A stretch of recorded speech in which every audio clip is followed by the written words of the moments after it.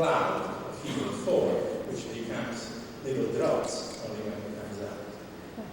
And it becomes, it just quantifies itself. Quantize itself. Finally,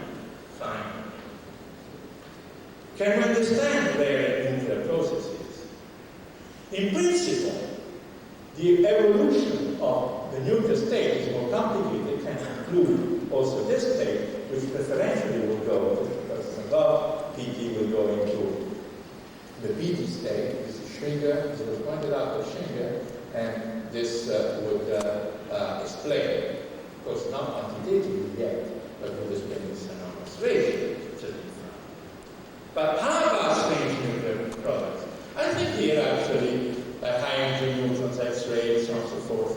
I think a possible theory, which is alternative to, or if you want, there would be a way of realizing Peter's dream, would be just this excitation, coherent excitation of this nuclear field, this electromagnetic field, which is powered by the DT fusion, will in fact go to the lattice, but also will just induce all kinds of coherent, which we can call photonuclear reaction. In particular, it would be able to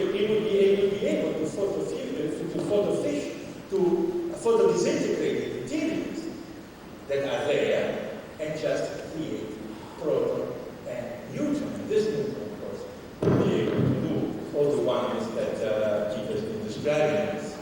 But of course, the analysis of this various paths of the relaxation of this exciting coherent electromagnetic field, which comes from this coherent process, requires much more theory and experiment. Okay, so thank you very much.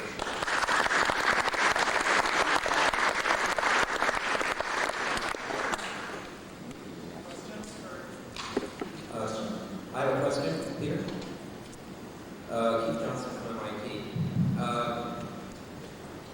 I'm very happy to see that you agree with our own conclusions from detailed quantum chemistry calculations in the tetrahedral sites, or the important sites, relevant to this phenomenon. We wrote a paper in this meeting. In fact, we first suggested it in 1989. Secondly, also... But I also suggested it in 1989. Oh, okay.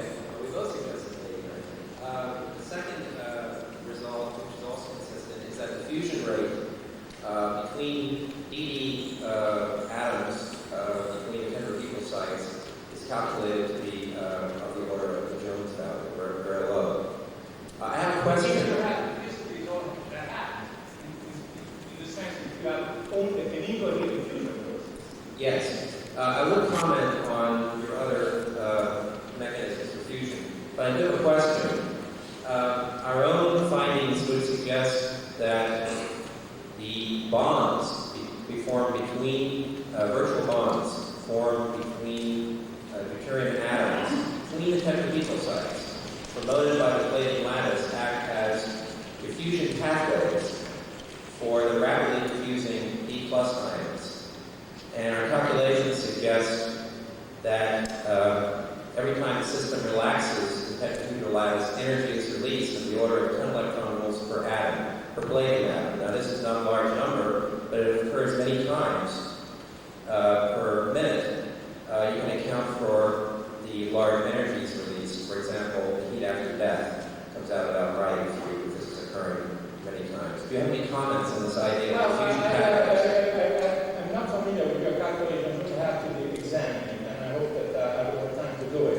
However, I think at this point, what is really implied in heat after death is an experimental question, of course, which would be able to discriminate different ideas. And I'm really anxious to see what will happen. But this is an investigative. Yeah, my question also involved. Just the question about diffusion pathways in your model.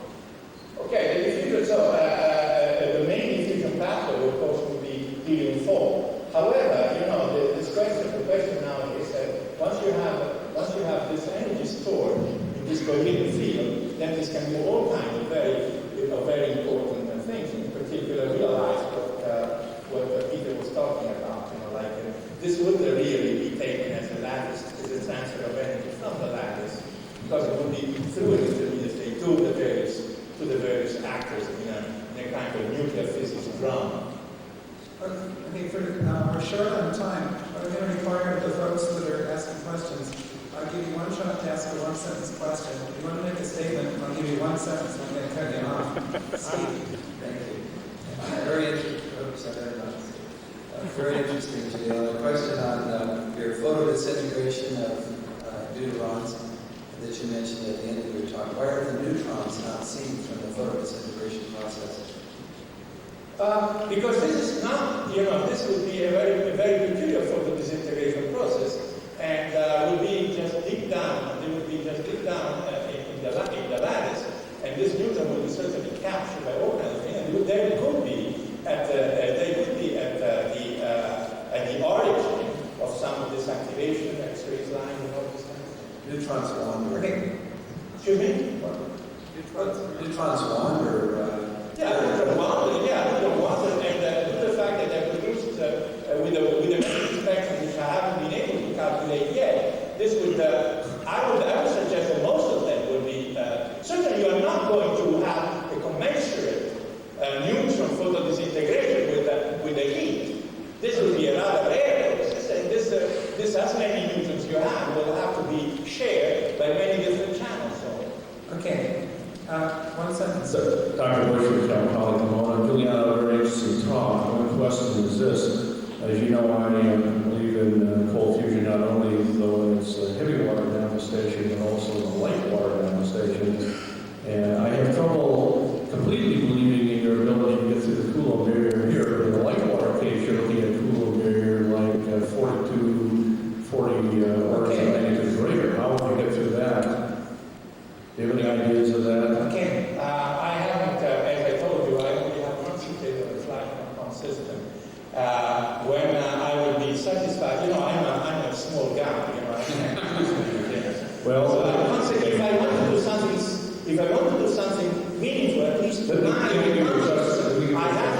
have to concentrate on something. I'll give you a substitute. If your things are right, there will be an explanation, but this will come in due time. And I believe that many of you would use the advertisement, would use really following the advertisement, really learning very well quantum field theory and trying to put this thing on the perspective of coherence. Okay, that's the next question, please. Substitute question.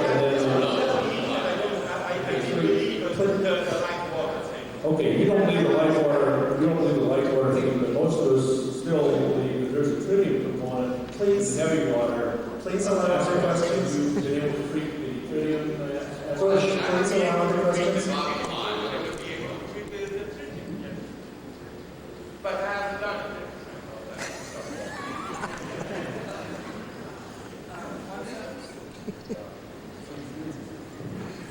No, I think you're first up. Go ahead, 1 sentence. Make it quick, please. Peter and I share the belief that periodic order plays an important role in these phenomena, and in fact, modern theory of solid-state physics does this sort of thing. It's interesting in the context of what people are seeing with regard to damage and these kinds of things. The role of periodic order, if you think it has a role in the phenomenon, or if you don't, you should comment. At least in this framework, the periodic order is a consequence, it's not a cause. Okay. Next. Yeah, I believe there is some relation. Next. We'll see. My question is the same as to Peter. Where is the transition between your results and the rest of conventional physics, and in particular when you're applying to water? Because I gather that your theory also explains Benvenisto's results about the water having a memory even when you use it 10 to the power 120 times. I have never, if you believe, this is your belief, but I've never put down in writing that this is an explanation of Benveniste. So I don't want to be, to have another crisis to face at this point. But your question is similar to the ones who think, just sitting here at Hawaii, believe that water exists in the liquid phase only. Because after all, you are Hawaii. Now, you go to the pole, and then you see that water exists also in ice. And then you see that actually forbids you to have water in ice because the laws of nature are universal. But in this way, I'm just paraphrasing essentially the concept that you explained us in Nagoya last year. But this essentially is predicated on the fact that you don't attach to the fact that you need palladium and you add palladium any meaning. I mean, this you can do, but at least everybody knows that these are two different situations. Juliana, summarize, please. And therefore, like she said, there's no bigger injustice to make a clear field which are different people. So there's no coefficient of water then? Okay, next question. I don't know what to water. Yes, what does it mean, no confusion in water? What do you want to do? Make an electrolysis and then what do you want to do? Okay, Juliana, last question. This should be relatively Don't simple. phrase your question vigorously enough. You spoke of a surface chemical potential modified by quantum motive force. What is the oscillating field, the electromagnetic field that sets up that quantum motive force? And can the magnitude of that field be large enough in condensing matter to avoid breakdown? Now, I have calculated that in my lecture in Rome, I calculated that the ponderomotive field for different plasmas, and for the different plasmas you have in palladium. One is the palladium nucleon, the other is the d electron, and the plasma which is most effective is the one for the palladium, the phononic. I'm asking about the exterior quantum motive force. Yes. That influences the... Yeah, the exterior is missing because you have the point is that this theory, quantum electrodynamics predicts that this electromagnetic field would just be kept inside by a total reflection. Inside by total reflection. But you know very well that total reflection has an evanescent wave associated to it. So at the surface, this total reflection, this evanescent wave is just causing this ponderomonic. Okay, thank you, Juliana. Yes, the numbers I mentioned are based on an actual numerical estimate that I've done. Thank you, Juliana. I hand to the next speaker, please.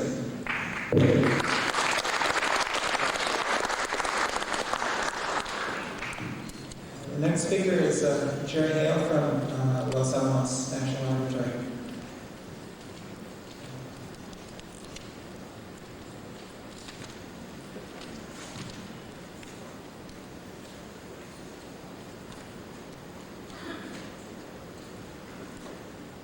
My intention this morning is not to give you another explanation of cold fusion, but to describe a framework in which such an explanation might be cast. And the starting point for that framework is based on the nuclear physics information.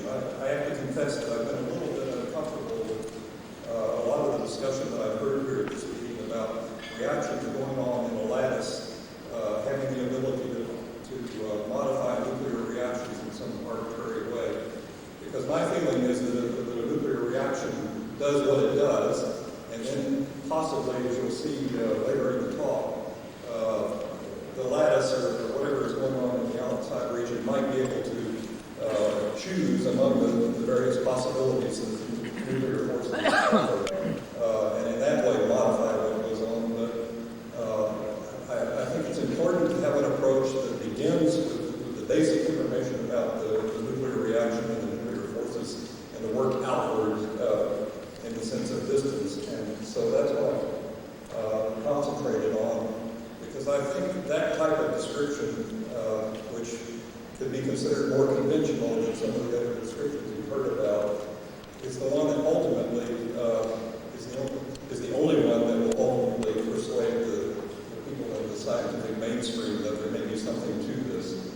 And so what I'm going to describe to you is actually pretty well determined physics, first starting with the nuclear reactions in free space, and then showing how that description can be carried over to describe what goes on in muonic molecules. These are well-established experiments involving cold fusion. And the basis for that description is something called R matrix theory, which has been around for a long time. But I think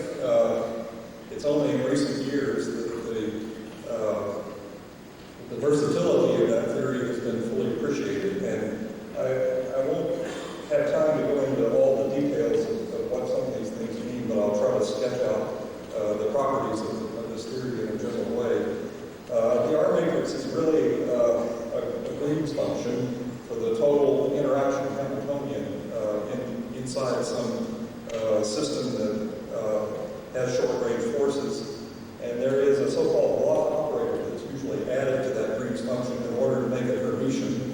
And when you do that, it turns out that because of the spectral theorem for Hermitian operators, you can right away write down the R matrix as this pole term that I've written here in the last of that line.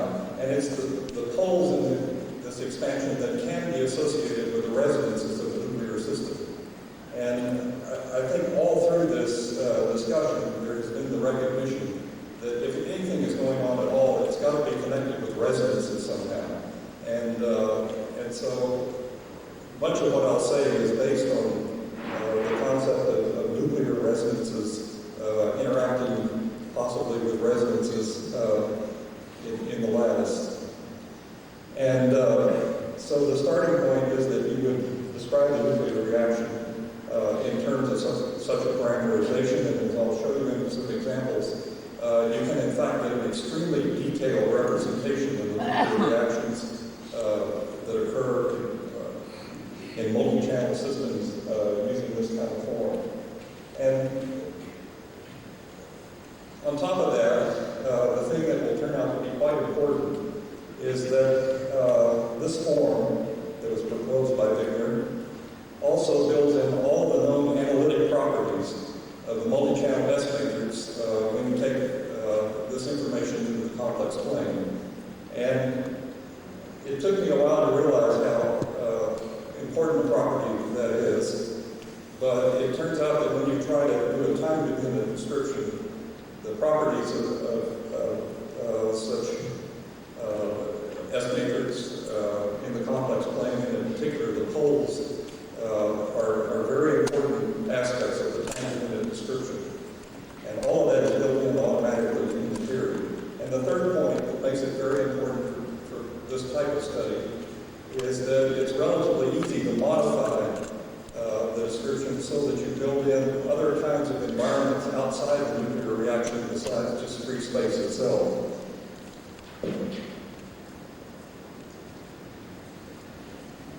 And this is done in what I call the two-region description of a composite system. Represented, first I should tell you what I mean by a composite system. It's a system that has many body degrees of freedom at short distances, and therefore the particles interact through short-range forces, i.e. a nuclear system. And then it exhibits few body degrees of freedom, where few ideally means two, but hopefully it's not many more than two, at long distances. And in that region, the particles interact through relatively long-range forces. And so I haven't tried to represent really in detail what goes on in here, except it is short-range. And out here I've drawn a potential that you'll recognize represents some sort of a screened Coulomb potential, and in fact it's screened enough to have a bound state, and this is sort of representative of what goes on in the neutron catalyzed fusion case. I realize that in the lattice case it's considerably more complicated, but to the extent that the potential between the two deuterons in the lattice can be reduced to some sort of effective potential like this, whatever its shape, then this same procedure can be used to describe these reactions in a lattice.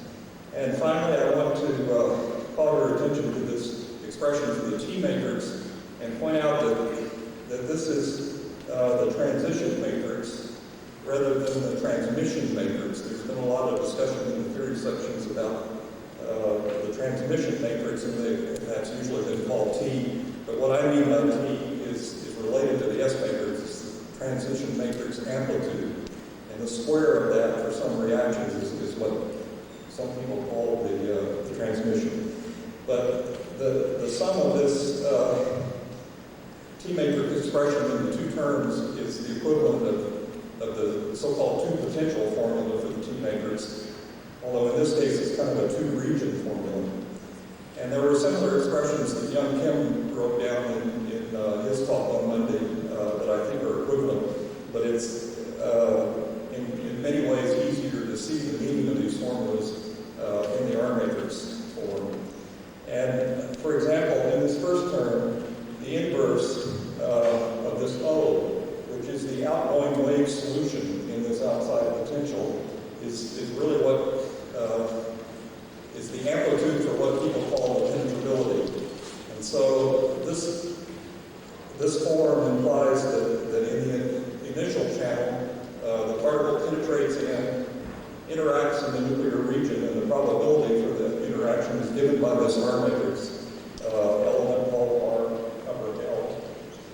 And then in the final state, there's also this inverse outgoing wave function, which is, again is an amplitude for penetrating outward in the outgoing channel.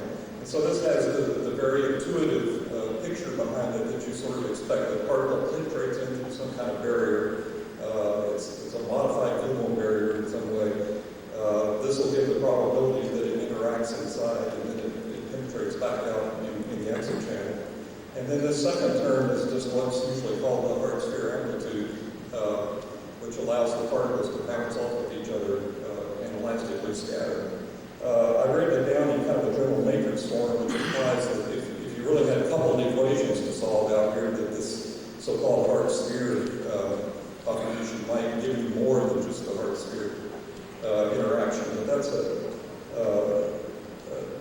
complication that doesn't really need to be taken into account in this case.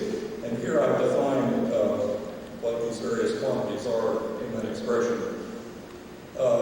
This L, which is the boundary condition that's chosen for the R matrix that I've written down here, is the logarithmic derivative of the outgoing wave solution in this outside potential. And this is a very special kind of boundary condition that's very important in this type of theory, because it means that the R matrix you define corresponds to channel surface matrix elements of the outgoing wave Green's function. And the outgoing wave Green's function is a central quantity in scattering theory. And so it's, although we usually start with Wigner's form of the R matrix, where these boundary condition numbers are real and energy independent, it's very useful to transform to this other type of R matrix, which I can call for historical reasons the Kapor-Peierls R matrix, because it was actually Kapor and Peierls that proposed this sort of boundary condition to be used. But as I say, the justification for doing that is the close connection of this type of R matrix to the outgoing wave Green's function. And so it turns out that the poles of that R matrix are in fact complex. They occur at complex energies or more precisely complex momenta. And they are indeed the poles of the S matrix or the T matrix, because if you see this expression, none of the other quantities in that expression can become singular except at the poles of RL. And so these indeed correspond to the complex S matrix poles, and they will become very important in describing the theory. So I'd like to begin by giving you an idea of what we've done in the K5 system for the DT reactions. And this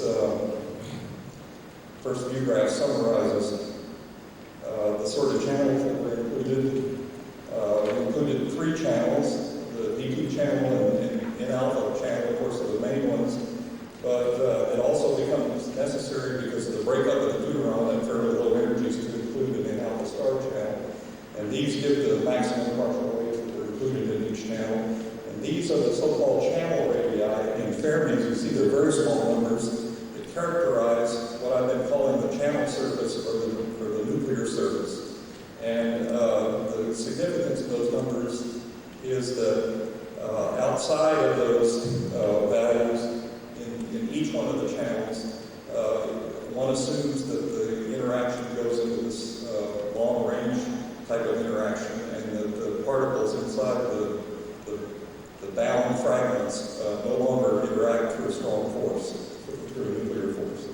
And you see the various reactions, the various nuclear reactions that have been included in the analysis over a fairly wide range of energies. For the in-alpha, for example, it goes up almost to 30 MeV. So this is not just covering the low energy range for deuterons. And many different kinds of experiments have been included. I think most of the discussion focuses on cross-sections, but in addition to the cross-sections, we've included many different types of polarization measurements. That's why those numbers, except in this case, become very large, because there are many measurements that have been done with polarized deuteron beams, for example, on various combinations of polarized targets, and all of that information has been included. And you can see that it corresponds to a rather large number of data points. And that, in fact, we fit this information with a chi-square per degree of freedom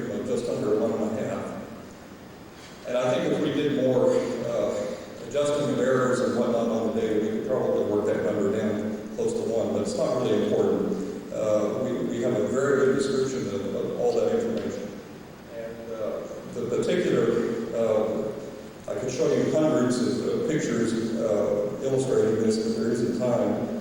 The one I do want to show you, though, in fact, it does involve the cross-sections.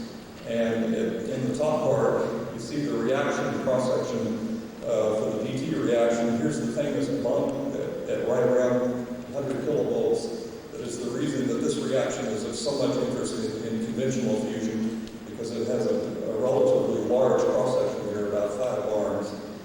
And there's kind of a blow-up of this low-energy region over here on this side of the figure that corresponds to some measurements that were made almost a few years ago, which I think are down to the lowest energies, at least in DT, that have been done. And you can see how the calculated curve fits those data. And in the bottom part of the figure, I'm also showing experimental data for the N-alpha total cross-section. This big resonance at low energies corresponds to the so-called ground state of helium-5, which is in fact a resonance. And then somewhere in this broad region is the first excited state. This little bump that you see here is in fact the same resonance, which shows up on this scale as very small in the N-alpha scatter. But in fact here it's blown up, and you can see that the description over that resonance in the N-alpha is also quite good. Now, once you get a description like this, the next interesting point is that, as you can clearly see in that figure, there are resonances involved in the low energy region, and in fact throughout the whole region in the helium-5 system, or in the DT reactions. And so in order to get an idea of what the character of those resonances is, you have to go off into the complex plane and look at the complex poles of the S matrix, which, as I explained earlier, is really just a matter of finding the complex poles of that R matrix that I called RL. And so I want to talk a little bit about the characteristics of resonance poles, because there are some aspects of this that I don't think are generally known, in spite of the fact that the most surprising thing I'll tell you about was really discussed almost 30 years ago. And the first point to make is that we are only interested in resonances that are associated with decaying states. And that means that in the energy variable, the imaginary part of the complex energy is negative, and that corresponds to when you put that complex energy into the famous e to the I, ET, and I'm taking h-bar equal to 1, even though I am a nuclear physicist, that you get a decaying state form. And so these, it turns out, are the only ones that really are important in a time-dependent description where you're trying to describe the wave function as you go forward in time. There are poles that are associated with the complex conjugates of these numbers, which have positive imaginary parts, but they're related to the ones that are going forward by time reversal. And so that would describe a solution that propagates backward in time. And so we're not really interested in looking at that because we can always relate it to the forward solution. So the fact that the imaginary part of the energy is less than 0 puts a condition right away on the real and imaginary parts of the momentum in any particular channel, namely that the product of the real and imaginary part has to be less than 0, or that they, in other words, have opposite sign. And that restricts these channel momentum to be in either quadrants 2 or 4 of the complex momentum plane in any given channel. And the next interesting question to ask is, what is the nature of the outgoing wave solution for such cases? Because in fact, these poles of the S matrix correspond to pure outgoing wave solutions. And so in order to understand the states that are associated with these poles, we have to ask, what does the outgoing wave solution look like in these allowed quadrants of the K-plane? And if you have this situation where the real part is less than 0 and the imaginary part is greater than 0, then the outgoing wave solution corresponds to a confined ingoing wave. And the reason that I say ingoing is because when you put this complex solution together with its time dependence, then this describes just a moving wave. And if the real part of the momentum is less than 0, it's going to correspond to a wave that's moving inward. And at the same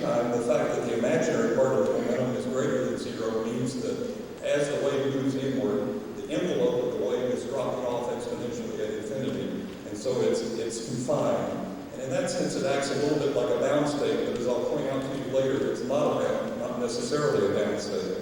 The other possibility, again, is for these two things to be reversed. And this is the usual situation that you identify with a scattering state, namely, it's outgoing wave in that channel, and it's unconfined. And in fact, if you take this complex pole description seriously, it's worse than unconfined, it's unbounded. But there are ways to get around that if I've got time, I'll mention in just a minute. So what's usually called a conventional pole is one that corresponds to outgoing waves, unconfined outgoing waves in all channels, all open channels, and ingoing confined waves in all closed channels. And when you ask most physicists what is the nature of a resonance pole, this is what they'll tell you exists for that situation. And in fact, I think most people believe this is the only possibility that you can get. And the interesting thing is that it isn't the only possibility that you can get. There's another possibility that corresponds to a violation of either one of these conditions, namely an ingoing wave in any open channel or an outgoing wave in any closed channel. And that type of pole is called a shadow pole. And this was first discussed by Eamon and Taylor back in 1964 in connection with elementary particle resonances. But I think this type of discussion has not gotten into very much of the literature. And so people still have the feeling that this is really the only kind of resonance pole you would ever expect to see.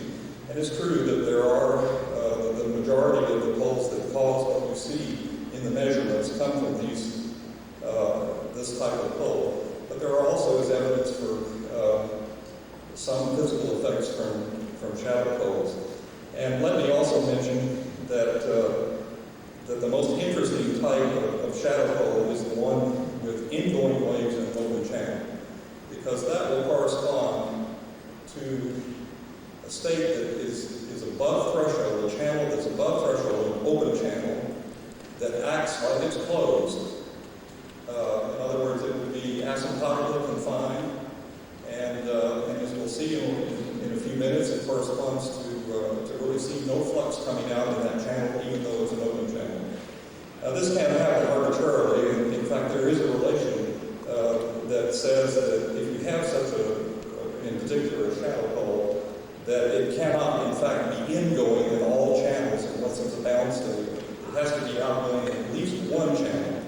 But I also should point out that in most of the literature, the same sort of relation is used to supposedly prove that, in fact, the pole has to correspond to outgoing waves in all channels, and that's not true. It only has to be outgoing in one channel. So with that sort of discussion as a background, I want to show you some interesting things about these DT resonances. This first curve corresponds to the combination of the S matrix amplitudes that you would see if you calculated the total cross-section. The in-alpha total cross-section corresponds to the data I showed you a couple of view graphs ago. And this curve corresponds to the magnitude squared of the off-diagonal S matrix element that would correspond to the DT reaction cross-section. And you see kind of an interesting thing. They peak, first of all, in different places. And this one appears to be much broader than this one. And kind of an old ingrained idea we have about resonances from the Wright-Dickner formula is that if you see a resonance in two different reactions in a multi-channel system, that they should peak in about the same place and exhibit the same sort of width in all reactions. And these data clearly are violating that. And it turns out that the explanation for that effect is that there are really two poles that are contributing to this reaction.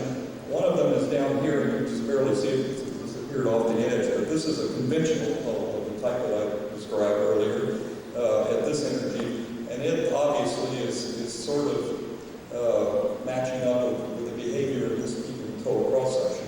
And then there is, in fact, one of these shadow poles very close to the real energy axis at about 80 kilovolts, and it's mainly causing the behavior that you see in the reaction cross-section. Let me give you a little bit more detail about the properties of these resonances. Here I've listed the resonance energies for these two poles.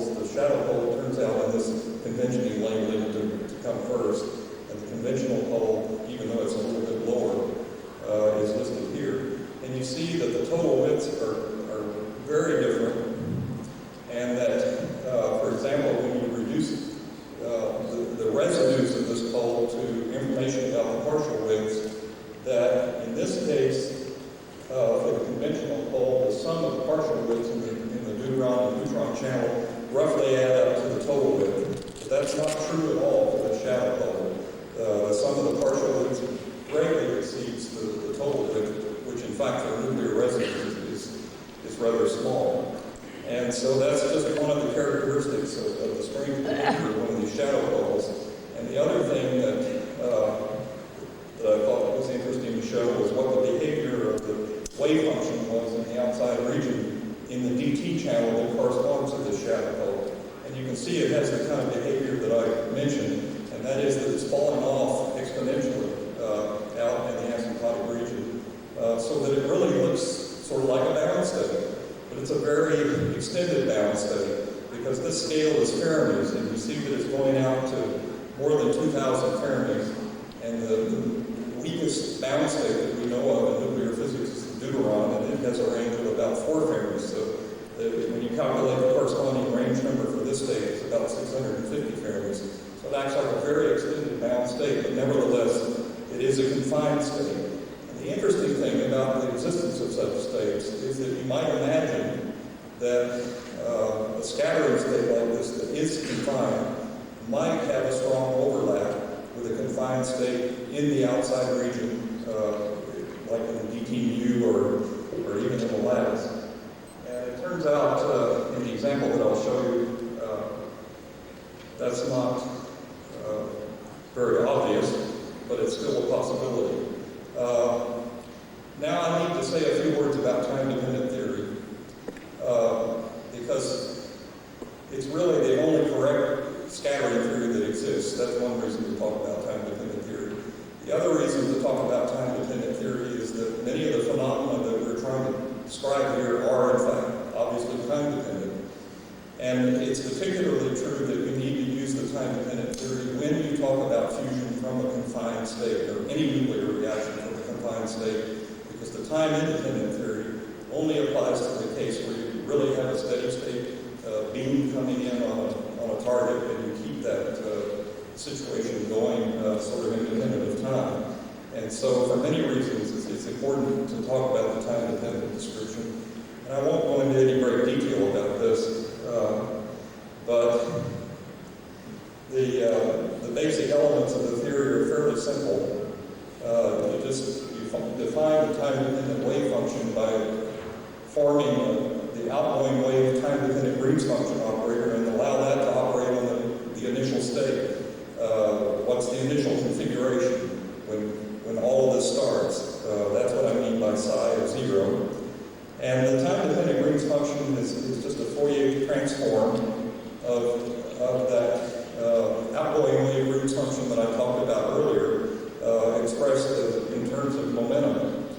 And in the beginning, this interval goes over all energies, which is necessary to satisfy the conditions for causality. And it turns out then that the contour you have to take corresponds to this red line. But the contour that you're really in the best position to use is the one that corresponds to the blue line, which is not exactly the same. And so you have to make up for the difference between the contour you actually want and the contour that you're, in a way, forced to go around. And when that's done, it turns out that these pole terms, and I've indicated a typical one here with this cross, gets enclosed by the contour, and that gives you the resonance contribution.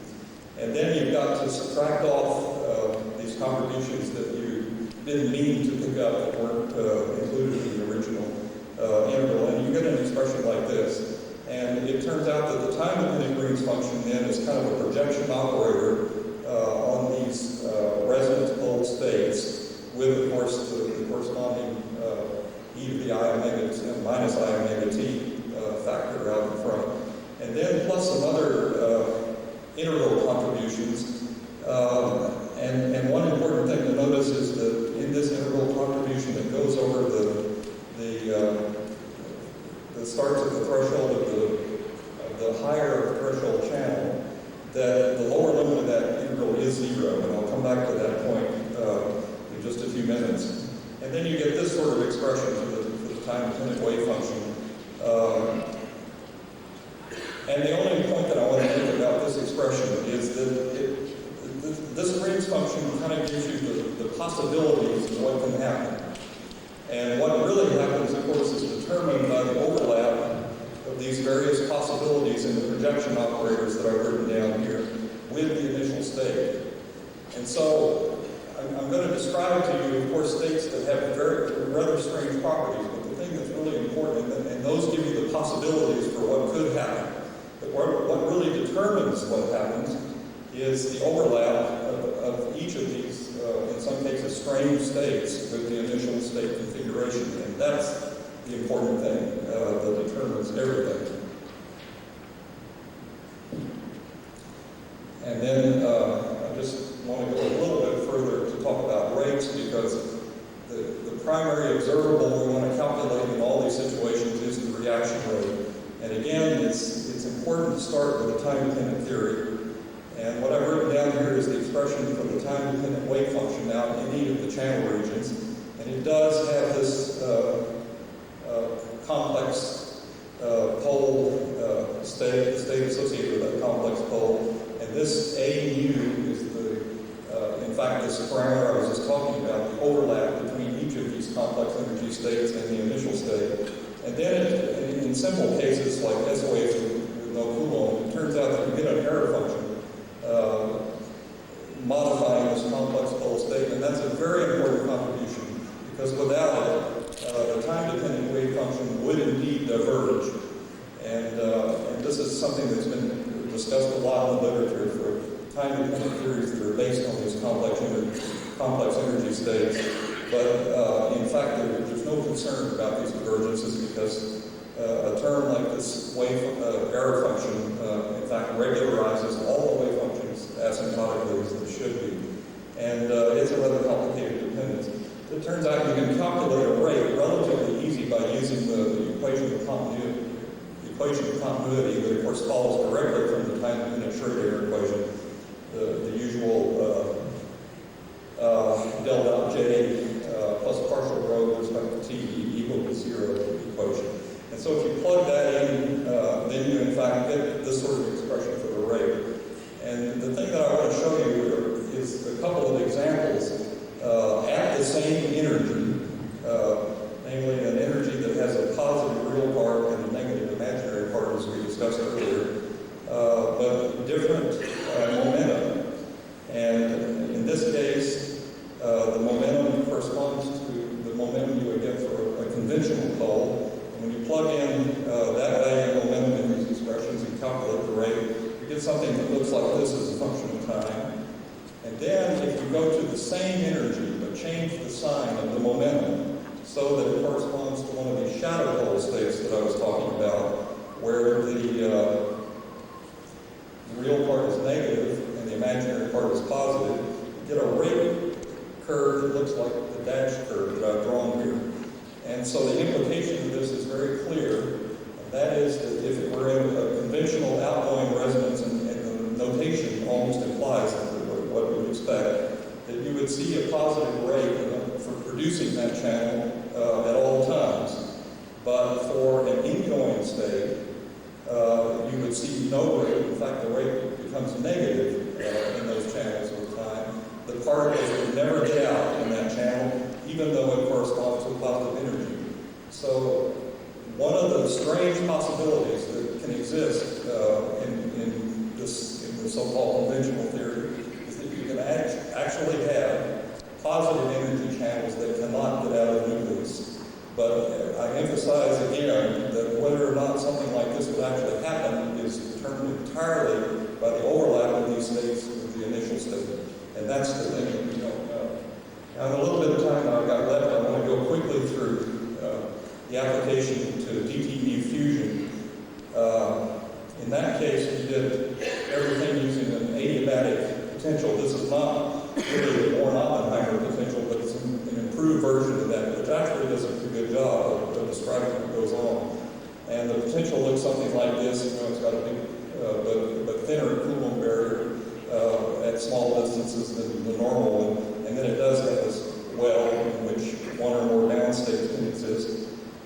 And the corresponding wave function to that case looks like what I've drawn here. And these are in muonic atomic units, but just as a point of reference to nuclear physicists, this corresponds to about 500 Fahrenheit, and this is out in here, more than 2,500 Fahrenheit. And so what we did then was to find what the poles are in that combined system. We solved for the outgoing wave equation, for the outgoing wave solution in that potential that I showed you, put that information together with what we knew about the nuclear physics for DT, and we found the poles in the combined system. And these are listed here in this table. These again are the resonance energies. This 0, 0 is the ground state of the DT mu molecule. The 0, 1 is the first excited state. And here's the contribution from the scattering resonance that corresponds to the shadow pole in the DT reaction that I showed you.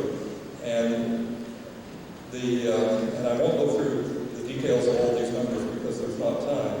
But it turns out that if you take the neutron width, which is a little less than a millivolt, and convert that to a rate, that corresponds to about 1.3 times 10 to the 12 per second. And on the other hand, the rate that would come from this shadow pole resonance is much higher than that, but that's offset by the fact that the magnitude of the overlap with that state is very small. And so the upshot of what happens to the rate when you calculate it is that it's much higher than this value at small times, but then it decays away with time to about the rate that would be expected from Jackson's formula. I won't have time to say anything about Jackson's formula, unfortunately, but it does in some cases, when the resonance is built on a bound state, give a good description of the reaction rate. Let me just hit some of these points very briefly to wrap it up. The theory does give an excellent description of multi-channel nuclear reactions, and it has a well-defined continuation into the complex plane that you can use to explore the nature of the resonances. And one of the things you find is the existence of these rather unusual kind of poles called shadow poles. And some of them can correspond to ingoing wave states in open channels, which means that you would not asymptotically see any flux in that channel. And I think many of you understand the possible implications of that statement. In fact, rates that are defined in terms of the partial widths in those states have no meaning. In that case, they really correspond to the asymptotic normalization constants that you see for downstate wave functions. This is something I didn't get to mention, but it gives Jackson's formula does give a good approximation to the rate if the state is built on a bound state, which is the case in muon catalyzed fusion. Now, I come to the speculative part, and I emphasize this is pure speculation, but it turns out that we've done the same kind of analysis in the helium-4 system, and we see nuclear states that have the property of these shadow poles that I just described, that in fact they are outgoing wave in the PT channel, and they are ingoing wave in helium-3 channel. And so the whole question is, do these states have any high degree of overlap with the initial state in the lattice? This is the whole question to be answered, and I'm sweeping many, many difficult issues under the rug in saying that, is because that's mostly what's been discussed here. But as far as I'm concerned, the question comes down to what is that initial state in the lattice? What is the effective DD potential in the lattice? And if we have those two pieces of information, I think within this framework, we can calculate rates, get firm numbers, and really answer these theoretical questions about cold fusion once and for all. Thank you.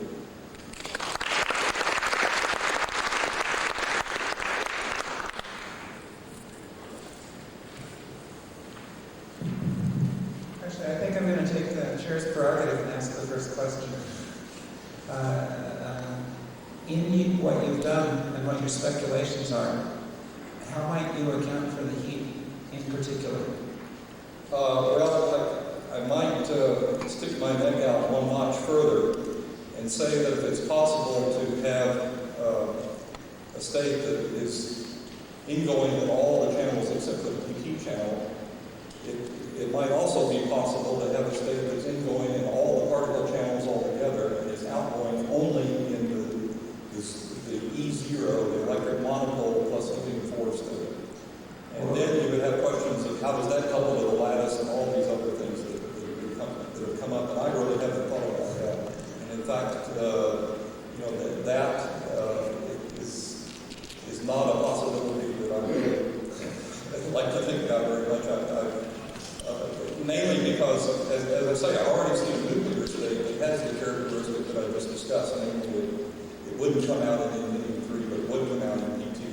And I think that fact alone is very interesting in light of all these questions that come up about the neutron to tritium ratio. But if you carry that idea one step further, you might even imagine a state that wouldn't come out in particles. Very fair answer. Thank you.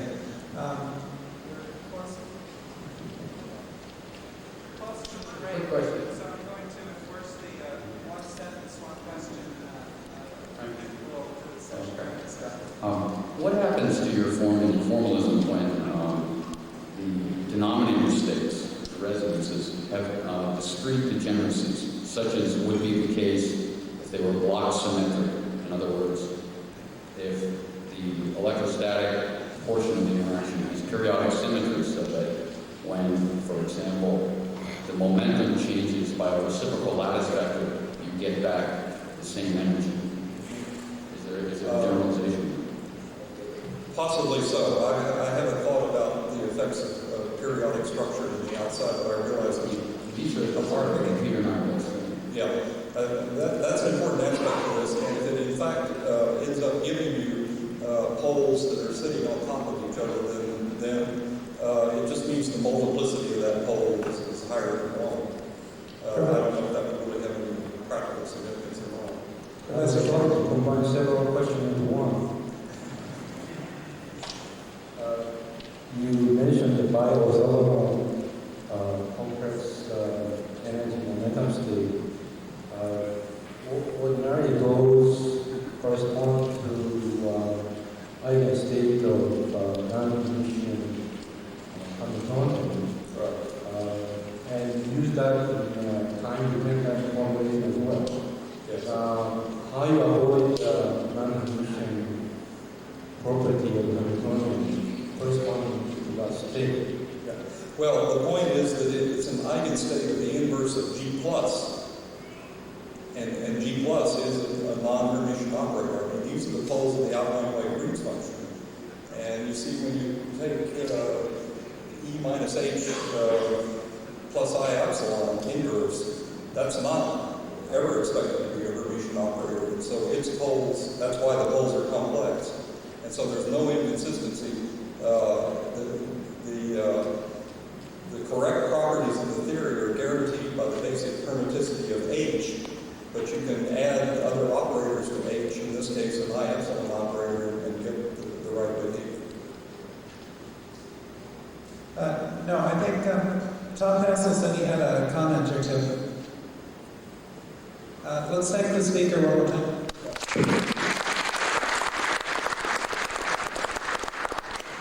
Just a few announcements. Wind is really something here. The location of everything this afternoon, I hope you remember, is the materials parallel 1 will be in here at 1:30, and special topics in Regency C. The Schwinger paper being read by Powell in Regency B during the poster time tonight, 6:30 to 8, by Eugene Mello. A Chinese wallet that nobody can read the name of has been found in the Regency room, and you can pick it up at the lobby of the hotel if you can identify it. Thank you. Okay, we'll break now, and we'll start on time at 10:40 here.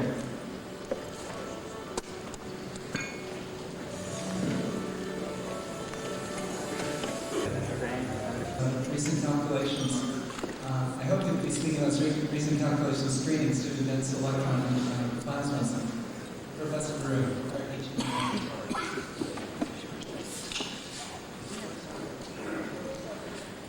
I would like to begin my talk by expressing my appreciation for the invitation, which enabled me to come to this very interesting conference.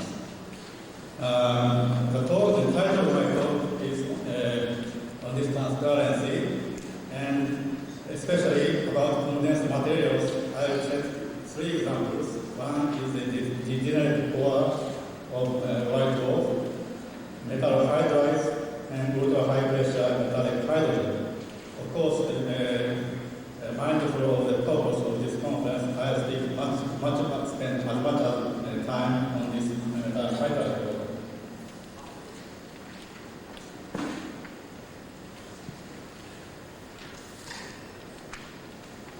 Now, I have prepared this and the following transparency just to summarize the content of the my talk in place of the abstract, which is missing in the conference book for some reason, and I apologize for that. And also, the major content of what I want to speak to has been published in April issue of this year of the Reviews of Modern Physics, and I left a few clips of the paper on the conference disc, but these may not be enough for all of you. Now, to get back to the summary, I would like to speak about the rate of nuclear fusion reactions between nuclear species height.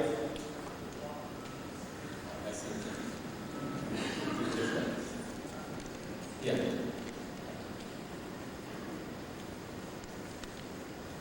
Between nuclear species. Thank you.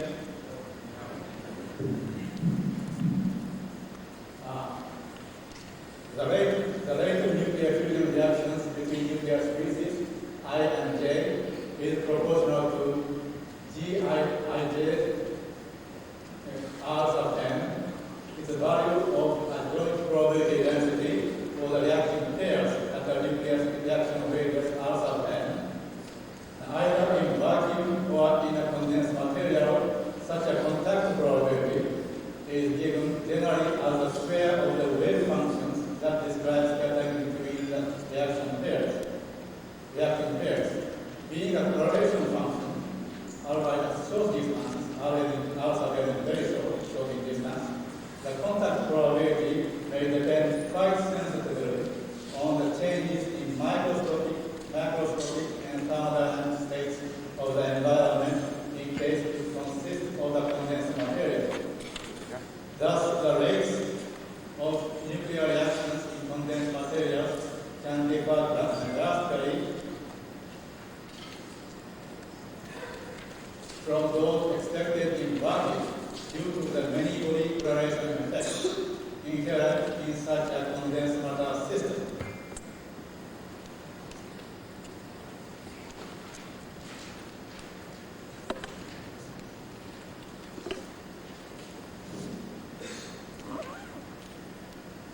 Now, enhancement is the rate of nuclear reactions expected from such correlation and thermodynamic effects is investigated for various realizations of the condensed materials in both laboratory and astrophysical settings, such as degenerate cores of white dwarf, metal hydrides, and ultra high pressure metallic hydrogen.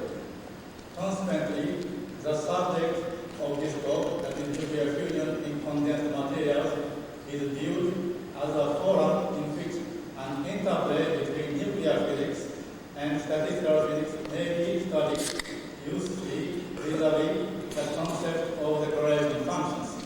That are the main things, so I will try to convey as much as I can to all of you about what I mean by those enhancement effects.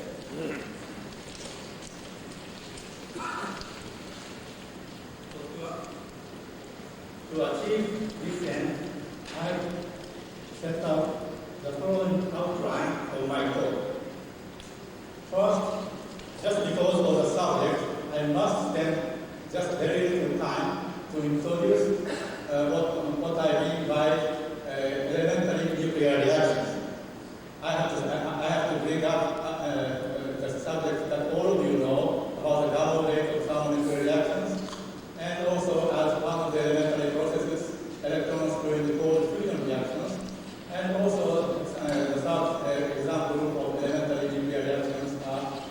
thermonuclear rates in solid and in ground states. Now, one of my main subjects is enhancement factors. Now, I will be speaking about enhancement by many declaration processes of thermal reaction rate of thermonuclear reactions and similar, but quite different, similar in the sense of many declarations, but enhancement for cold fusion reactions by in dense metallic environment. And third topic will be thermal enhancement. This particular thing in the ground state calculations, and when we raise the temperature of solid near the melting conditions, we also can predict substantial enhancement of reaction rates over the ground state rates. And third topic is the applications. This is also the second important subject of my talk, and I will be speaking again about the three subjects, and I will be again spending as much time as I can about this subject, where I will be speaking about equilibrium calculations as well as possibility of non-equilibrium states.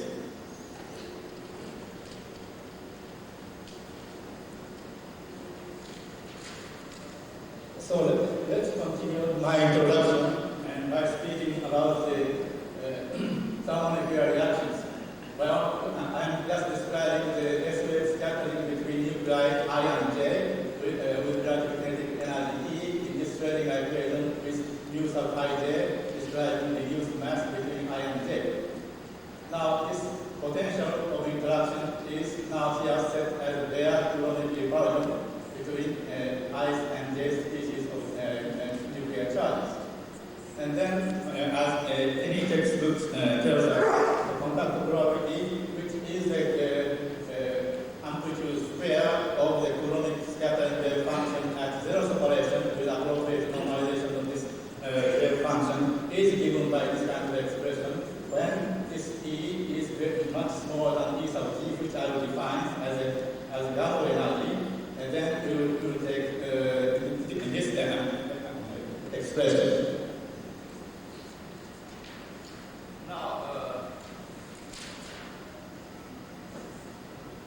Just to set my notation straight.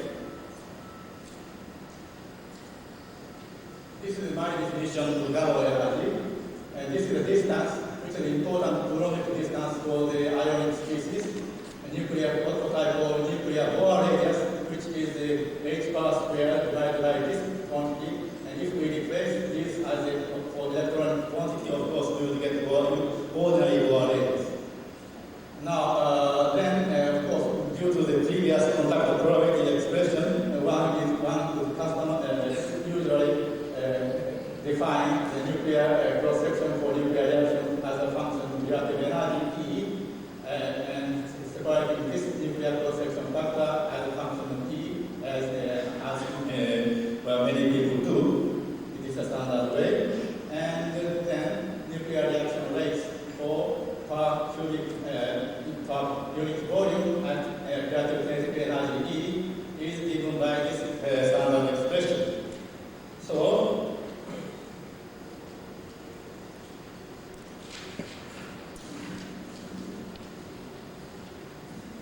getting back to the usual gamma reaction rates.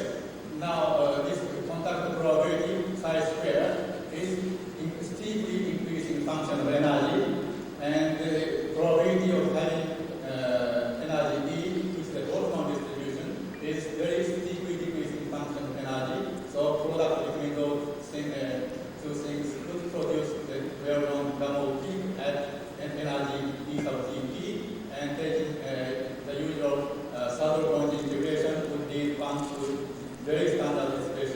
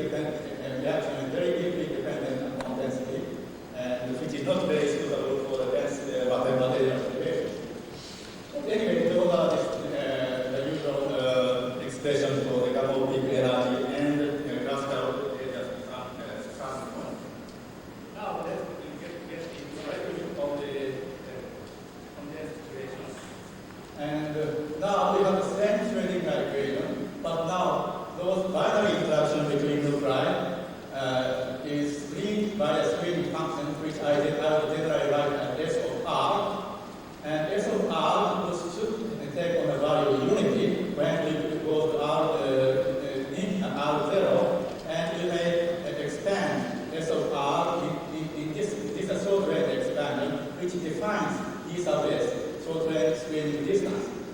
And if one use this for this, then we will get this expression, which also leads us to define another energy parameter, the screening energy, which is the energy at the screening distance d sub S. And in terms of the some unit putting numbers in those known parameters, then I will get this expression. This means that when d sub S is 10 to the minus 9 centimeter, this energy will take on 144 electrons. But anyway, substituting this back into here, we will discover the previous Schrödinger equation to solve, in which E is now replaced by E plus B sub S. So we will get this conductive probability, which goes and takes on this value in this range of energies. Now, depending upon the efficiency of the screening, we can define two cases, strong screening and weak electron screening cases. But since strong electron screening is of utmost interest in the present situations, I am just only speaking about strong electron screening, which takes place when E sub S is greater than E sub T, thermal peak energy, or temperature is smaller than T sub S. T sub S is now defined by this expression, which depends on screening distance and takes on this value. So I'm just M sub n is a mass per nucleon, and so when reduced mass is say 1/2.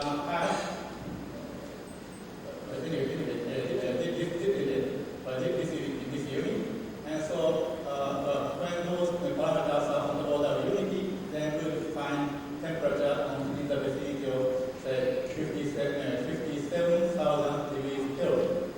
Now, situation is like this. Now, this is no longer a vanishing function at E equals 0. So when this condition holds, we have this kind of drawing in which contact probability now extends as final value until E equals to 0. And this is Boltzmann distribution. And product between this and this is just that green line. And we can just integrate some average just by means of the Boltzmann factor instead of the Gamow-Peak subtle point integrations. And in these calculations, then rate of so-called electron spin cold fusion is given by this expression. And now it is very important to note that this E sub S is not usually quite weakly dependent or independent on temperature in condensed matter, but very strongly dependent upon the material density. When material density gets large, E sub S decreases, in which case exponential factor increases. In other words, R sub S increases very steeply with density, but remains almost independent of temperature. And actually, this kind of thing was noted as earlier in 1950s by A.G.W. Cameron, famous astrophysicist, and he found this kind of reaction, in which reaction is very strongly density dependent, and with increasing density and high density state, we can have a very important reaction rate apart from the Gamow reaction rates. And he found this thermonuclear reactions, thickness is the Greek word of death. So,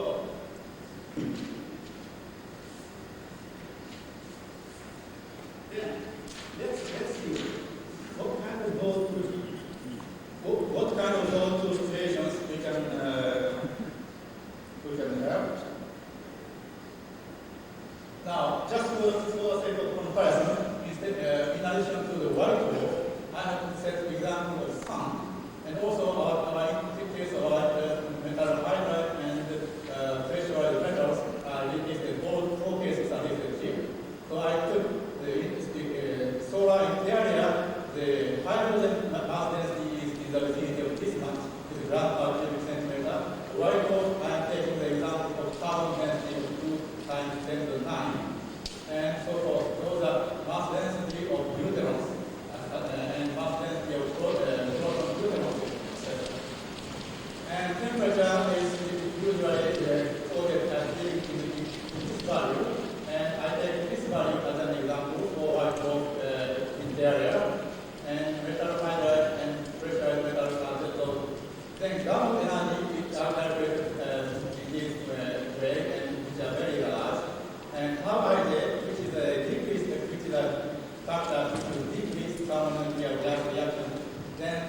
mild physics or mild value, but it's large and much larger and quite large.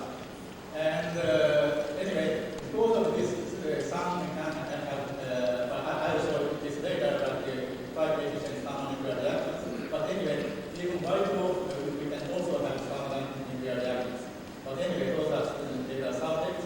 But the important thing is comparison between gamma peak energy and electron screening energy. Assuming that or calculating the screen distance with these values for these systems. And then this is large as compared to this is large as compared to this, but this is small, much smaller, and this is much smaller than these values. Therefore, conditions for thermonuclear reactions or electron screen cold fusion reactions are just maintained in these things. In other words, Cameron, being astrophysicist, observed that this electron screen situation may apply in the case of white dwarf, but it so happens that white dwarf does not satisfy the condition of electron screen cold fusion. But I will show that nuclear reactions in solid does apply in the case of white dwarfs. Anyway, the conclusion is fundamental reactions are thermonuclear for the sun and white dwarfs, and electrons being cold fusion for metal hydride and pressurized liquid metal hydrogen, which I will introduce sometime later. And enhancement due to many my main subject is enhancement, and enhancement does take place over those many operations. Enhancement due to many operations takes place over those way of fundamental reactions. But before we get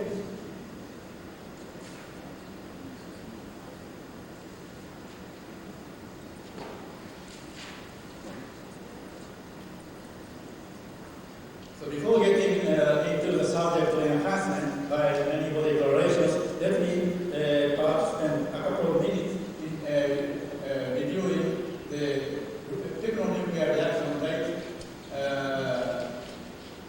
in the ground state. We all know that solid perform kind of lattice like particles caused by their nuclear sites, and they make lattice vibration around it. And in this, we now have this Schrödinger equation where now this W is what people call lattice potential. This is the potential between two nearest neighbor particles contributed to all the particles surrounded by the pair of particles. So of course, their interaction between those things, those pair is included. And so this is a schematic drawing, and more accurate drawing will be shown sometime later. But anyway, important thing is this separation between two particles, two nearest neighbor particles, which has a potential minimum at this point, this nearest neighbor separation. And zero-point vibration has one single peak around it, and the wave function will extend further down to tiny. And the value of psi naught or psi naught square is the one which gives the contact probability.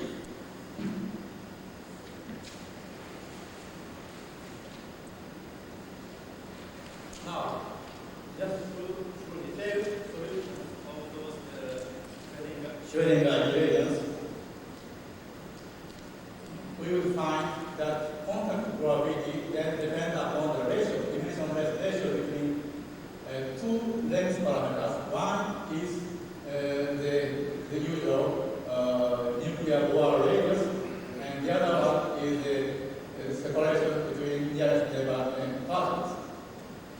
And this involvement comes just because of the so-called standard short-range cusp boundary condition for Coulomb scattering, which states that in this limit, wave function should take on this kind of this rigorous boundary condition.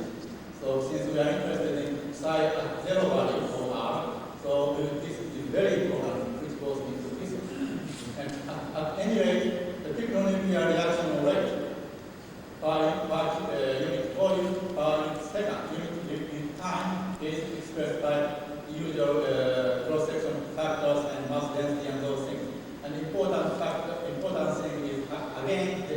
exponential dependence of this one, which takes this depends only on the density, and in case of the one component solid, so a solid consisting of one species of ion, then this random exponential of minus and 2 point is missing. So this is the same thing as this one. Point is missing here. It is calculated in terms of the usual mass density E and A. I'm just have neutrons in mind, so A is measured in unit of 2. A is the mass number. And so if 1 gram per 2 centimeters, then for ordinary cold fusion situation, then ordinary for this temperature independent anyway, and so the ground state rate is contains very small, extremely small exponential factor, which comes from this exponent. But so these are just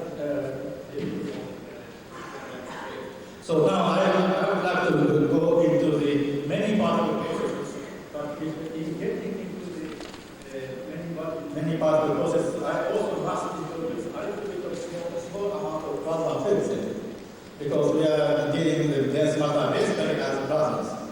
Now, for ions, for a nuclear system, I am again using the same notation as I had before, and very important parameter is the Coulomb coupling parameter. And this is the Coulomb energy at distance r sub ij divided by classic energy measure the temperature. Everything is in energy units. And gamma parameter takes on this value. So if we have the neutrons at say 1000 GeV and 1 gram per cubic centimeter, then gamma parameter as it stands is 182. It's very large as we shall see. And ion sphere radius, now the things are measured in so-called unitized radius or ion sphere radius, which maybe all of you are very familiar with, and distance for binary system is just given by average of those things.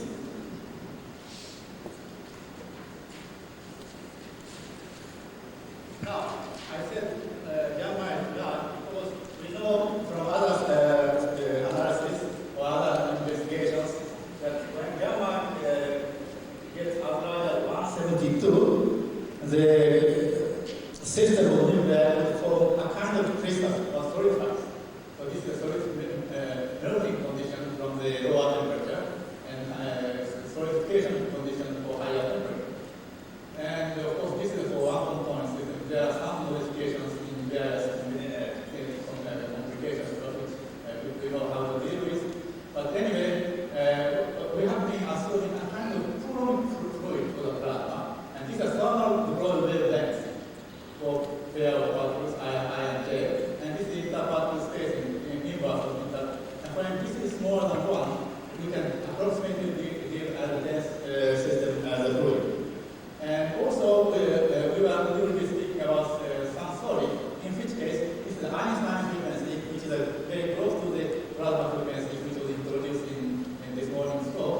And when this Einstein frequency energy is greater than this temperature, then we would find a compound solid too. That then again, in terms of the power parameter, here the ordinary neutron systems, this is 1.1, which is also when this is formed, quantum. So that's all about the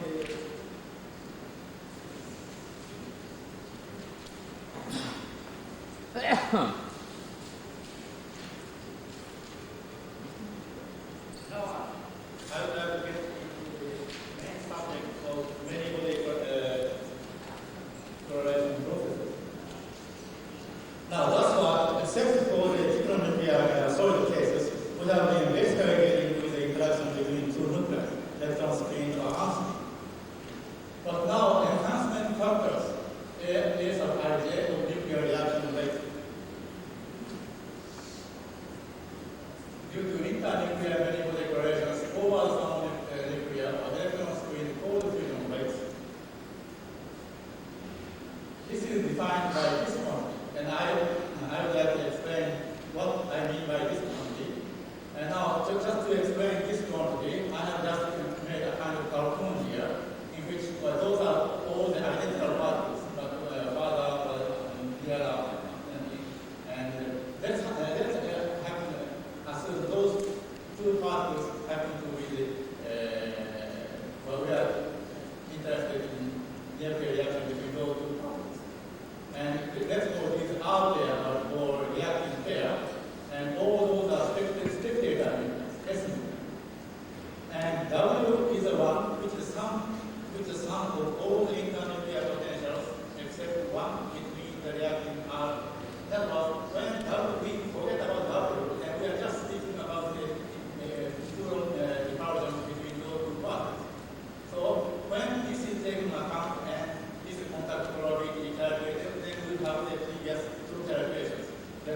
the cold fusion and common rate of thermonuclear reactions. Now, this is, and then, what we are really concerned with the condensed matter situation, in which all those W in some way will participate in determining the contact probability between those two parts. So this ratio between W finite and W set assumed to be 0 is an enhancement factor. And the enhancement factor in terms of the quantum statistical language that now can be calculated in this way, and this is an average over spectator. And I just show some transparency, but for those of you who are not very familiar with the quantum statistical mechanics, probably it may not be very comfortable, but just to show. This is basically action integrals with W and without W. And action integral is to be calculated by the trajectories RT that minimize S. The trajectories are taken from origin back to the origin in the time interval of this much in the potential with the reverse sign. And this is the final first integral method. And the configuration integrals which enter in previous expression naturally is defined by this kind of expression. So, then, how to calculate those enhancement factors?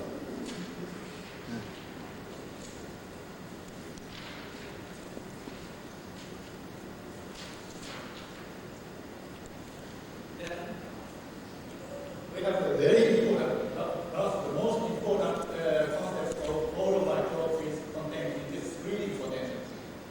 And in terms of previous integration language or quantum statistical language, this is given by this potential, W, averaged by spectators. And this then is given by H, and when our system can be regarded as classical ensemble of spectator S replies, then, in other words, when this is satisfied, then one knows that this H screening potential is given by their economic potential, basically subtracted by this G.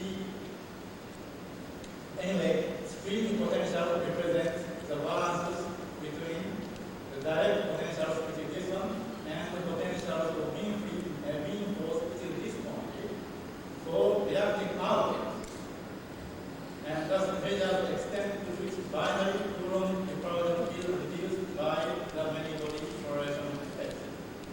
Then how to get this screening potential calculated? And the step of calculation is described by this way. Well, basically very condensed matter system, and this pair correlation function in classical system can be summed by Monte Carlo simulation through Metropolis algorithm. But I illustrate and you can do this. So this is an example with various values of gamma. We know that just because of this very strong short-range intelligence, we can sample the quantities for small short distances, and this oscillating situation will prevail for large gamma. Anyway, so for short distance, we have to compensate this, and there is an exact analytic theory developed by Freedom in early 1960s in this way. And anyway, by using all these operations, we can derive this expression, and the comparison between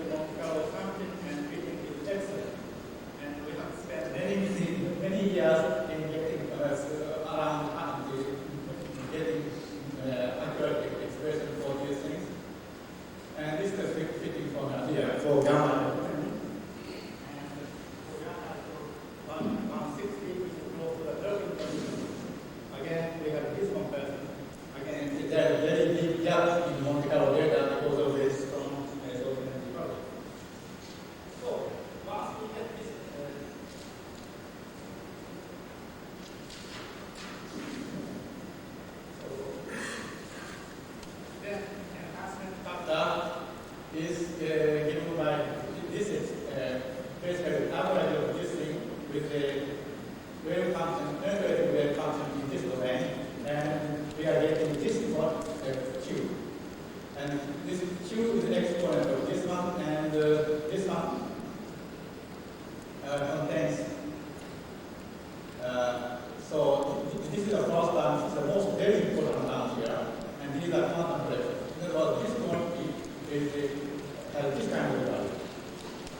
And this is basically Coulombic energy here. And this is very important in terms of the chemical.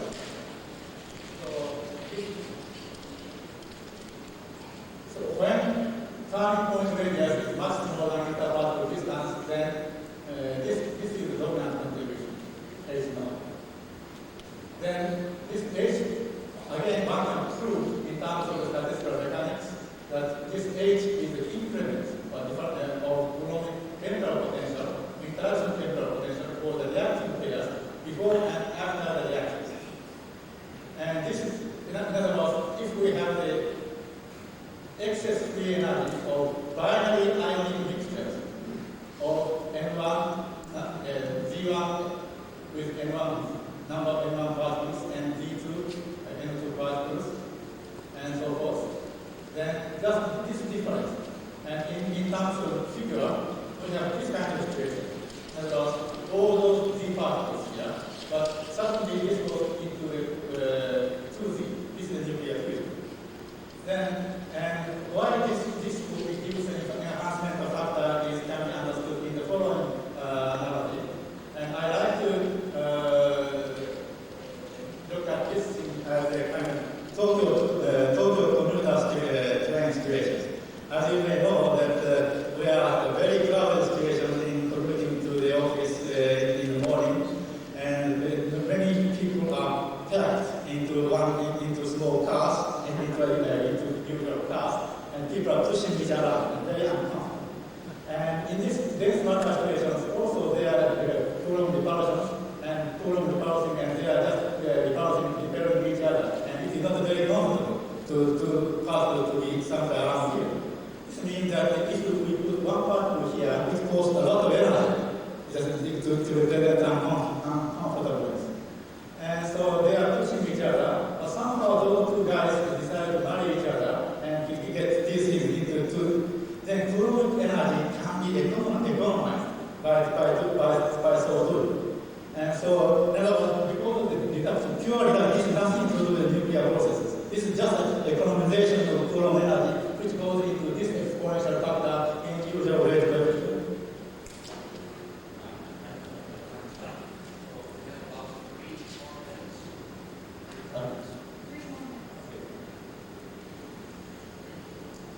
So, but this is again, this is the Salpeter's original idea about these things, and so this is kind of idea.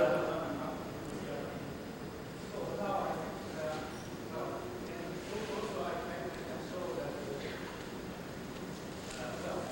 I just mentioned that in this situation you can find also the electrons in situations. And now I just go into the two grounds. One transparency describes the wide Wolf situations. Now, in wide Wolf situations, wide Wolf, I take those examples again the same thing as before, and this is wide Wolf. This is 79, right? But this is large, in other words, this is very much. So usual total reaction rate is very small in wide Wolf. But they have this gamma factor which goes into enhancement, and enhancement by 25 orders of magnitude as compared to past. In other words, and these are the values which are just sufficient to make nuclear explosion for the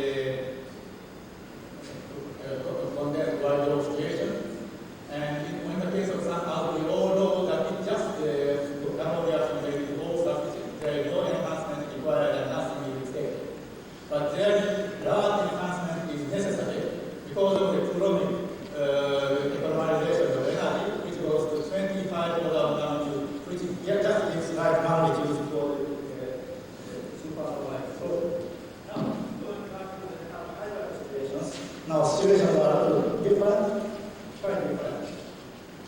And well, we have electron screening, but we have to be dealing with the lattice situations. And I have various facet simulations just to sample the screening potential. But sampling of the screening potential have to be done with the homogeneous lattice situations.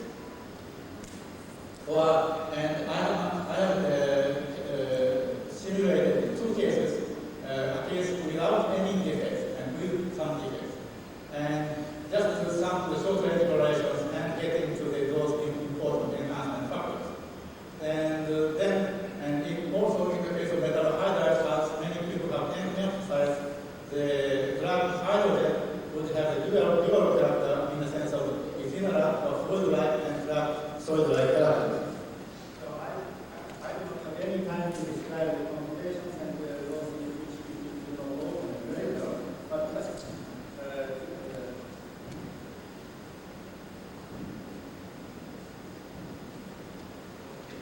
so this is the paradigm function. This is the two-part correlation function.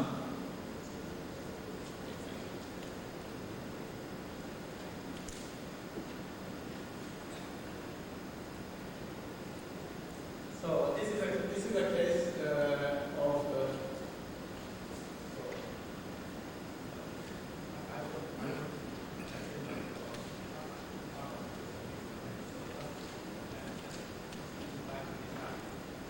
what I have done is just to calculate lattice potential on this KCC lattice equations and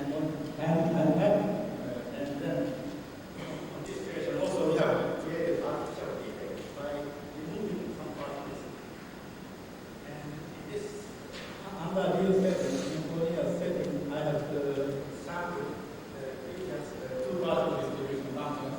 And this is a drawing for the screen potential. And we have to extrapolate this to R equals 0 and R equals 0. And these are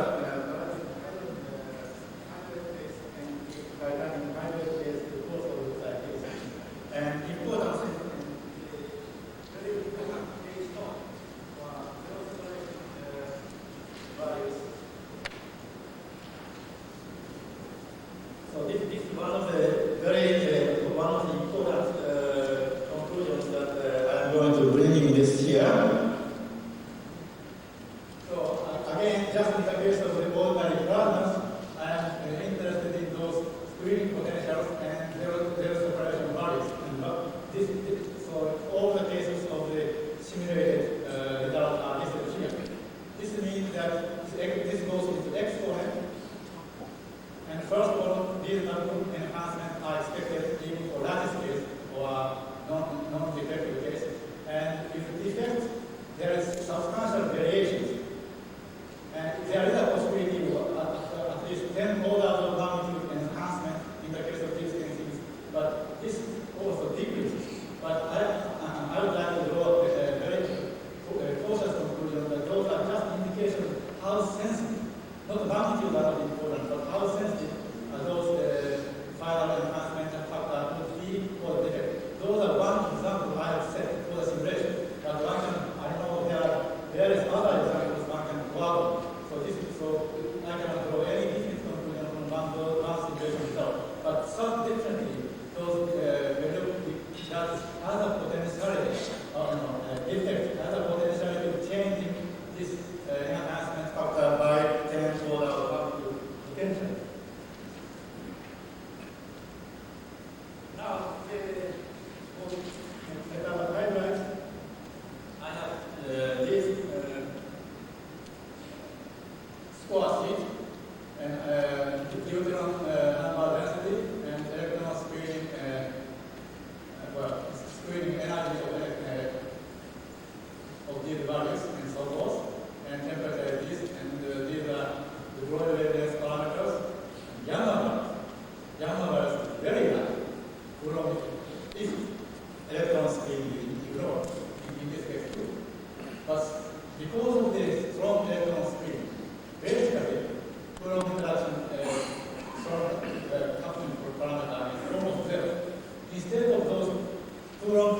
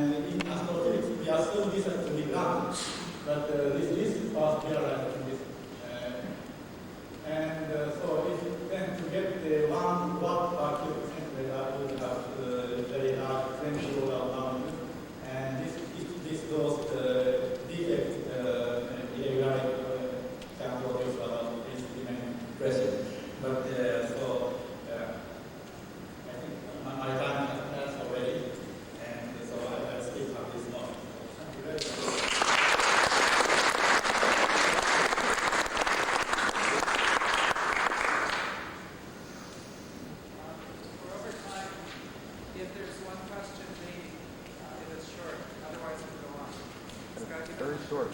I've got a short one.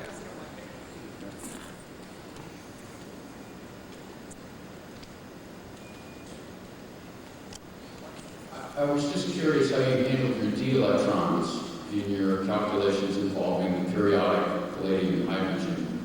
That's the electron. Yes. Do you include the effects of d electrons? That includes in the calculation d sub s, spring distance. Okay. And with a real charge density? And also the situation in the simulation. Okay. All right. I'll talk to you later. Well, he takes into account the charge density. Okay, let's thank the speaker one more time. And we'll go to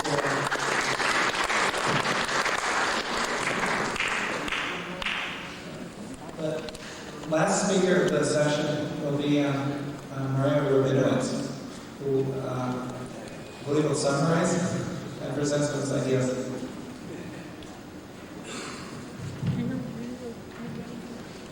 Before the time is finished, say a few remarks. The title of my talk is The Opposition and Support for Cold Fusion. I think it's important for us to be sensitive to what people in the mainstream community think.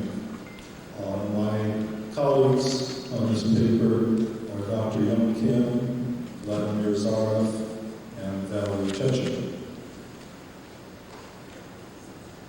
I think John Huizenga put an honest and good challenge to us in terms of his three miracles, which I believe summarize quite well the mainstream community views. So very briefly, I'll run through the miracles. The first miracle is that the fusion rate is too high, and it's high by about 55 orders of magnitude than expected for the Fleischmann and Pons power level, and it's high by about 43 orders of magnitude than expected for the Jones rate.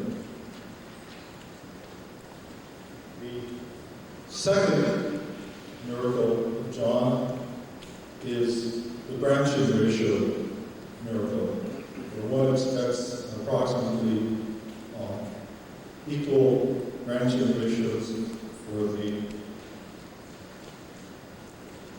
tritium plus proton reaction, the helium-3 plus neutron reaction, and a factor of 10 million lower for the helium-4 plus the 23.7 MeV gamma reaction. There's a secondary problem. The secondary problem is that if you produce 3 MeV tritium, you have a lot of deuteriums around, you also should get the reaction of tritium plus deuterium, giving you 14 MeV gammas. There's another reaction that's now on a factor of 1 billion, which is 2 deuteriums giving you 1,000,000,004 plus a positron and an electron, but that doesn't really get around the gamma ray problem because the positrons will annihilate with whatever electrons are in the solid, and whether it's a 1 MeV. 2 gammas, each at half MeV if they're the singlet state, 3 gammas if they're in the triplet state.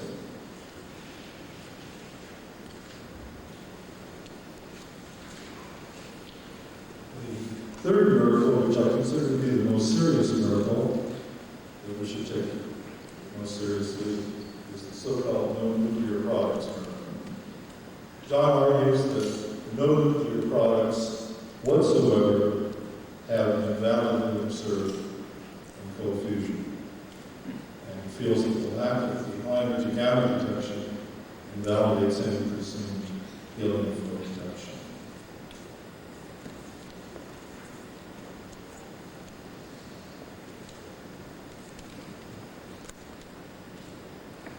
I think that the case for the opposition John has made is an honest case, it's a good case, and I've presented it as strong as it can state.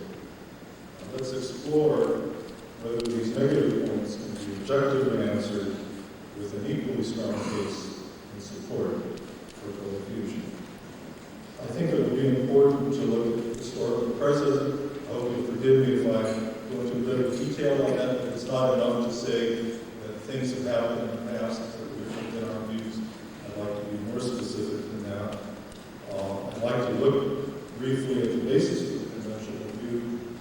My theory won't be as heavy as the theories that we've looked at. The basic thing I'm looking at is conceptual ideas, and we'll also consider alternative paradigms or models as leading to efficiency.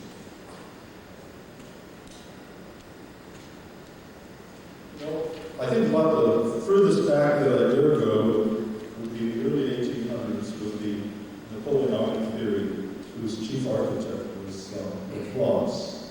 Basically, fluids answered everything, and part of the problem is they really didn't know what their fluids were. And in some cases, as in the case of the caloric or heat, the fluid didn't even exist. And the theory didn't long survive Napoleon.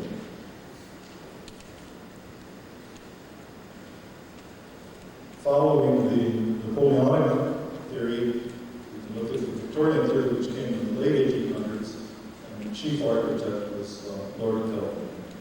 And their chief ingredients were discrete particles, the ever-present, ubiquitous, continuous ether. Just a side remark on armor, good things did come out of both Napoleonic theory and Victorian theory. That lasted, by and large, as a way of looking at things. They fell. Armor, long before the atom was discovered, say for the electron, equal and opposite charged electrons in an atom in terms of the negative charge and the positive charge in relative motion. However, despite its many successes, the Victorian theory, with its absolute space and time, together with mechanical analogs for the machinery of ether, was felt by the energists involved in the theory.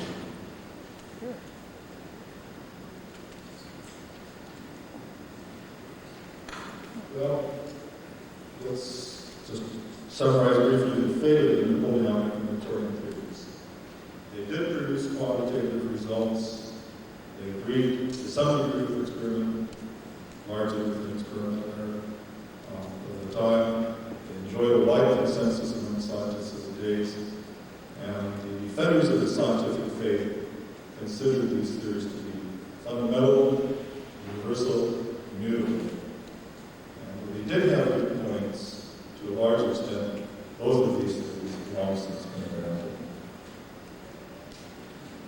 What I'd like to do next is take some specific cases of things of more modern times to illustrate my point. My first one is a very simple one, Earnshaw's theorem, which is just an illustration that sometimes there's an assumption either hidden or overt that's made, that's violated by experiment.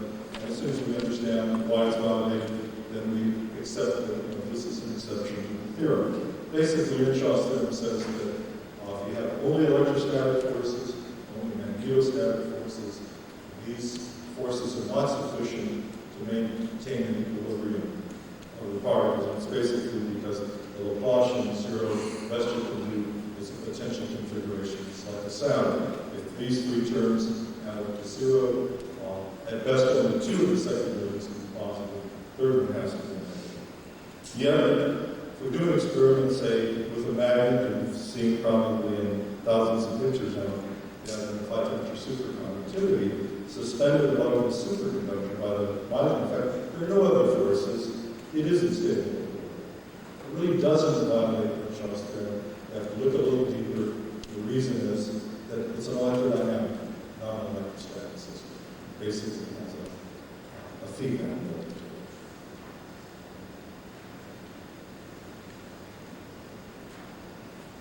I've worked for about 30 years in the field of superconductivity, and I really think I think I know both the history and theory quite well.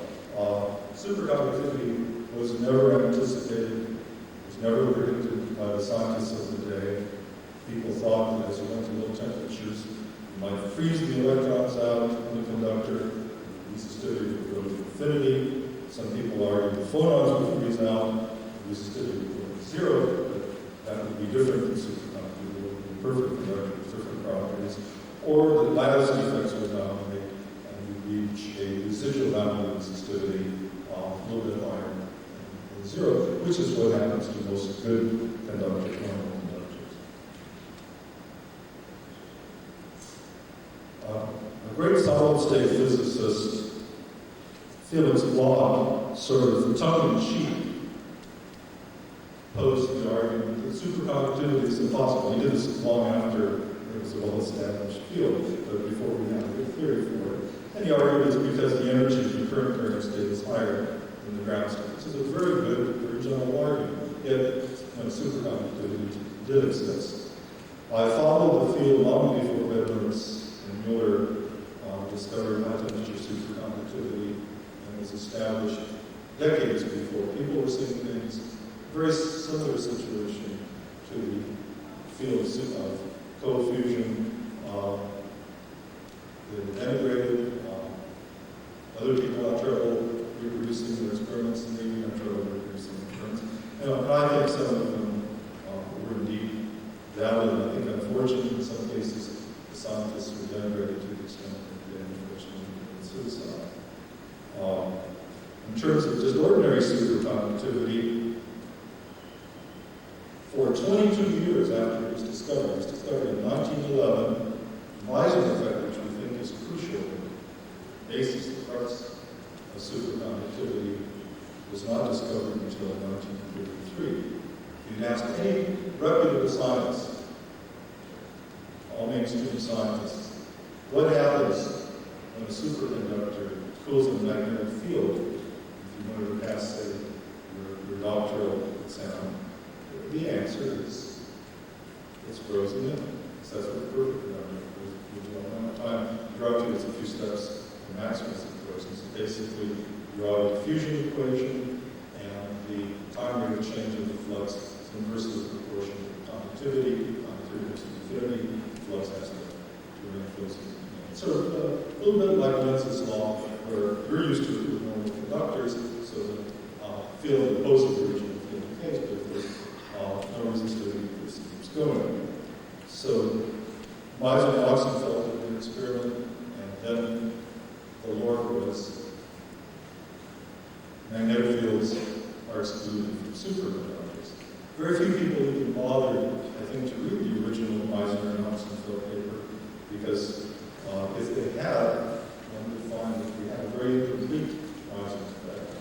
Saw an exclusion field, which no one expected, but there was also some field frozen in. And a little bit of germ, I believe, from the original. That wasn't my inspiration, but my colleagues and I felt it would be easy to violate the Meissner effect, trap fields, and have basically the equivalent of a permanent magnet, which just eclipsed what you could conceivably do any theoretical ordinary permanent magnets. Right now, 40,000 Gauss are easily stored permanently with the original field. Soon we'll be doing 80,000 Gauss. When we first submitted our papers, the referees would write back, paper rejected, these guys should do this in this book, and about the Meissner effect. The only thing that we could say was our paper is not a theoretical paper, it's an experimental paper. We've done it. And then it was easily reproduced by other people papers. Were accepted, published, no problem, and it's now a mainstay thing. We've had many spurious observations of what I call super high temperature superconductivity, above 200 K, same problems that you're having, reproducibility, and, blocking, thank you. Yet I think that some of these observations are valid, and theory that I developed for high temperature superconductivity would say room temperature superconductivity is certainly possible.